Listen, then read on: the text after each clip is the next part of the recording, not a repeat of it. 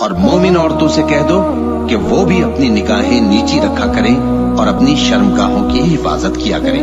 اور اپنی آرائش یعنی زیور کے مقامات کو ظاہر نہ ہونے دیا کریں مگر جو اس میں سے کھلا رہتا ہو،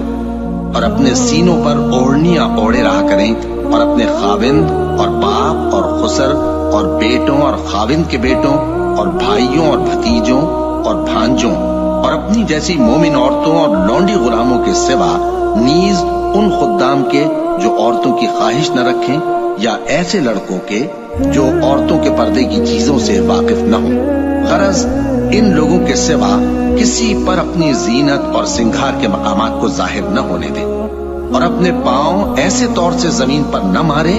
کہ جھنکار کانوں میں پہنچے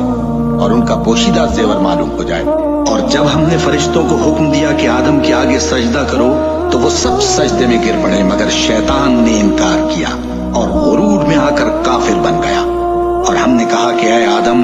تم اور تمہاری بیوی بہشت میں رہو اور جہاں سے چاہو بے روک ٹوک کھاؤ پیو، لیکن اس درخت کے پاس نہ جانا، نہیں تو ظالموں میں ہو جاؤ۔